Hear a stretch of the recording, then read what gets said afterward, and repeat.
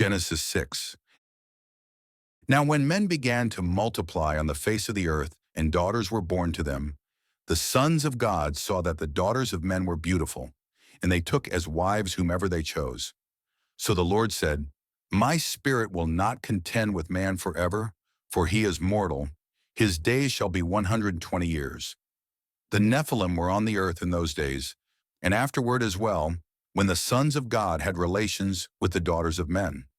And they bore them children who became the mighty men of old, men of renown. Then the Lord saw that the wickedness of man was great upon the earth, and that every inclination of the thoughts of his heart was altogether evil all the time. And the Lord regretted that he had made man on the earth, and he was grieved in his heart.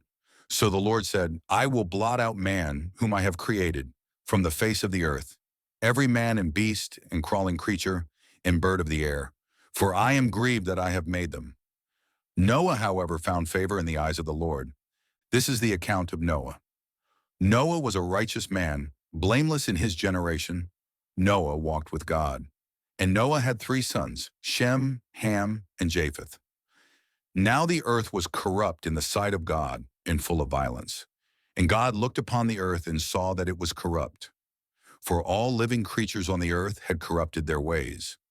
Then God said to Noah, The end of all living creatures has come before me, because through them the earth is full of violence.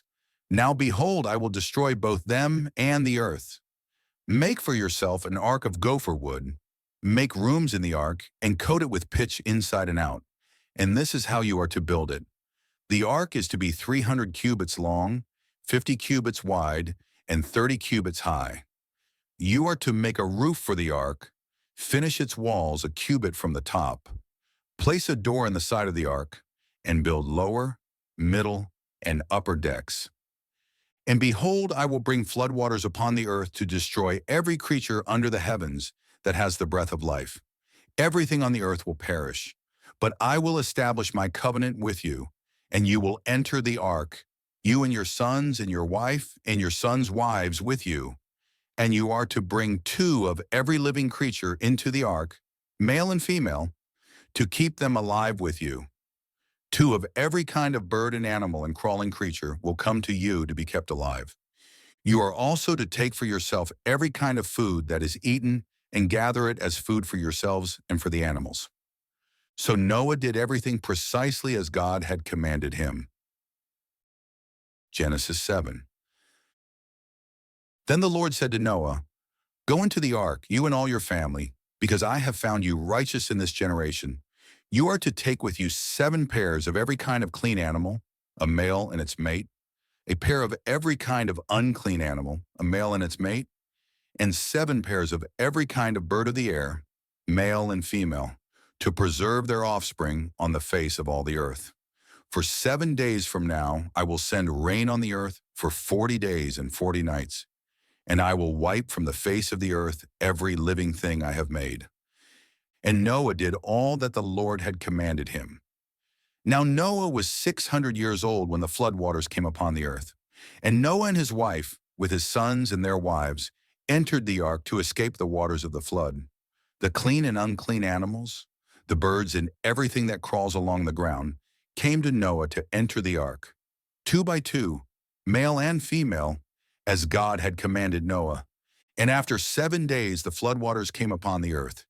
In the 600th year of Noah's life, on the 17th day of the 2nd month, all the fountains of the great deep burst forth, and the floodgates of the heavens were opened, and the rain fell upon the earth for 40 days and 40 nights. On that very day Noah entered the ark, along with his sons Shem, Ham, and Japheth, and his wife, and the 3 wives of his sons. They and every kind of wild animal, livestock, crawling creature, bird and winged creature. They came to Noah to enter the ark, 2 by 2 of every creature with the breath of life, and they entered, the male and female, of every living thing, as God had commanded Noah. Then the Lord shut him in. For 40 days the flood kept coming on the earth, and the waters rose and lifted the ark high above the earth. So the waters continued to surge and rise greatly on the earth, and the ark floated on the surface of the waters. Finally the waters completely prevailed upon the earth, so that all the high mountains under all the heavens were covered. The waters rose and covered the mountaintops to a depth of 15 cubits, and every living thing that moved upon the earth perished: birds, livestock, animals, every creature that swarms upon the earth, and all mankind.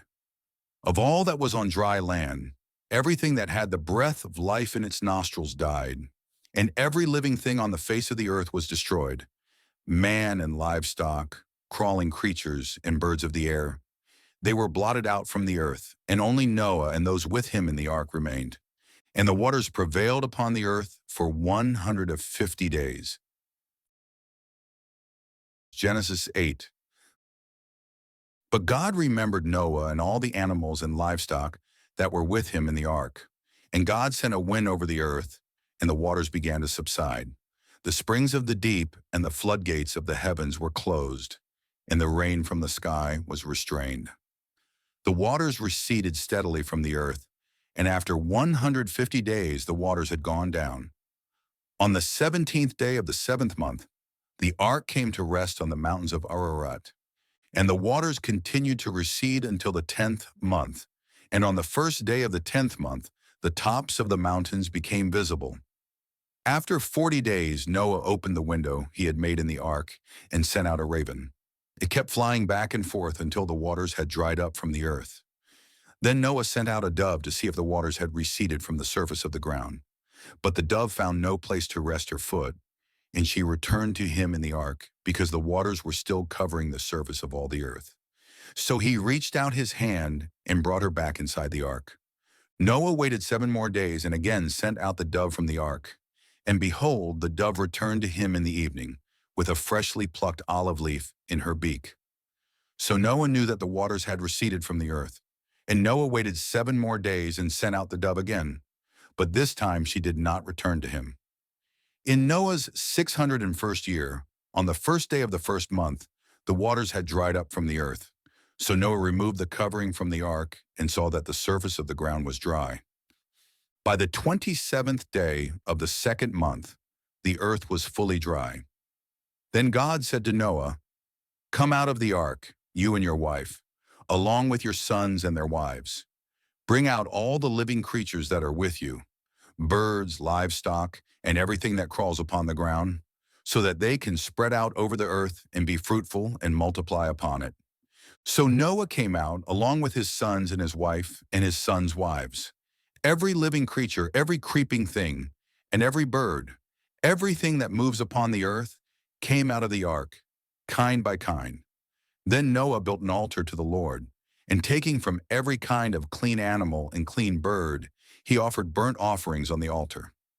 When the Lord smelled the pleasing aroma, he said in his heart, "Never again will I curse the ground because of man, even though every inclination of his heart is evil from his youth. And never again will I destroy all living creatures as I have done. As long as the earth endures, seed time and harvest, cold and heat, summer and winter, day and night shall never cease." Genesis 9. And God blessed Noah and his sons and said to them, "Be fruitful and multiply and fill the earth. The fear and dread of you will fall on every living creature on the earth, every bird of the air, every creature that crawls on the ground, and all the fish of the sea. They are delivered into your hand. Everything that lives and moves will be food for you. Just as I gave you the green plants, I now give you all things.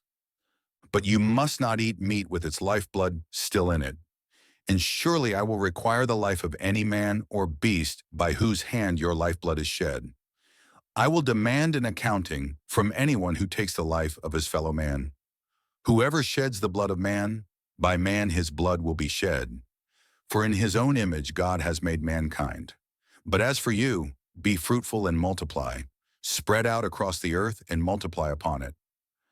Then God said to Noah and his sons with him, "Behold, I now establish my covenant with you and your descendants after you, and with every living creature that was with you, the birds, the livestock, and every beast of the earth, every living thing that came out of the ark. And I establish my covenant with you. Never again will all life be cut off by the waters of a flood. Never again will there be a flood to destroy the earth." And God said, "This is the sign of the covenant I am making between me and you, and every living creature with you, a covenant for all generations to come. I have set my rainbow in the clouds, and it will be a sign of the covenant between me and the earth. Whenever I form clouds over the earth, and the rainbow appears in the clouds, I will remember my covenant between me and you, and every living creature of every kind. Never again will the waters become a flood to destroy all life. And whenever the rainbow appears in the clouds, I will see it and remember the everlasting covenant between God and every living creature of every kind that is on the earth." So God said to Noah, "This is the sign of the covenant that I have established between me and every creature on the earth." The sons of Noah who came out of the ark were Shem, Ham, and Japheth. And Ham was the father of Canaan. These three were the sons of Noah, and from them the whole earth was populated. Now Noah, a man of the soil, proceeded to plant a vineyard. But when he drank some of its wine, he became drunk and uncovered himself inside his tent. And Ham, the father of Canaan, saw his father's nakedness and told his two brothers outside. Then Shem and Japheth took a garment and placed it across their shoulders, and walking backward, they covered their father's nakedness. Their faces were turned away so that they did not see their father's nakedness. When Noah awoke from his drunkenness and learned what his youngest son had done to him, he said, "Cursed be Canaan, a servant of servants shall he be to his brothers." He also declared, "Blessed be the Lord, the God of Shem. May Canaan be the servant of Shem. May God expand the territory of Japheth. May he dwell in the tents of Shem, and may Canaan be his servant." After the flood, Noah lived 350 years. So Noah lived a total of 950 years, and then he died. Genesis 10. This is the account of Noah's sons, Shem, Ham, and Japheth, who also had sons after the flood. The sons of Japheth: Gomer, Magog, Madai, Javan, Tubal, Meshech, and Tiras. The sons of Gomer: Ashkenaz, Riphath, and Togarmah. And the sons of Javan: Elisha, Tarshish, the Kittites, and the Rodanites. From these the maritime peoples separated into their territories according to their languages by clans within their nations. The sons of Ham: Cush, Mizraim, Put, and Canaan. The sons of Cush: Seba, Havilah, Sabta, Raama, and Sabteka. And the sons of Rama: Sheba and Dedan. Cush was the father of Nimrod, who began to be a mighty one on the earth.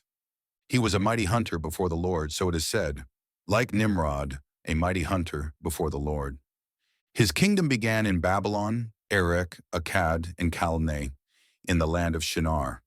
From that land he went forth into Assyria, where he built Nineveh, Rehoboth-ir, Calah, and Resen, which is between Nineveh and the great city of Calah.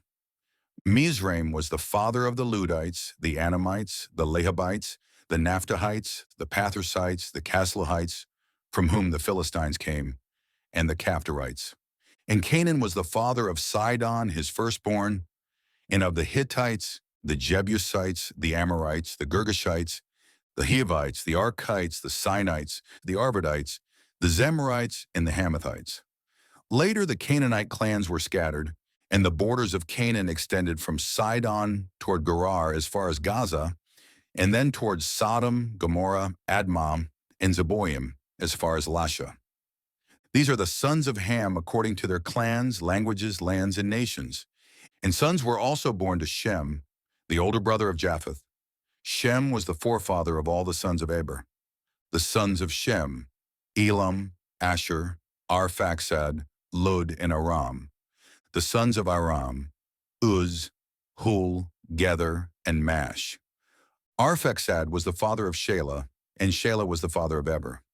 Two sons were born to Eber. One was named Peleg, because in his days the earth was divided, and his brother was named Joktan. And Joktan was the father of Almadad, Sheleph, Hazarmaveth, Jerah, Hadaram, Usal, Dikla, Obal, Abimael, Sheba, Ophir, Havilah, and Jobab. All these were sons of Joktan. Their territory extended from Mesha to Sephar in the eastern hill country. These are the sons of Shem, according to their clans, languages, lands, and nations. All these are the clans of Noah's sons, according to their generations and nations. From these the nations of the earth spread out after the flood.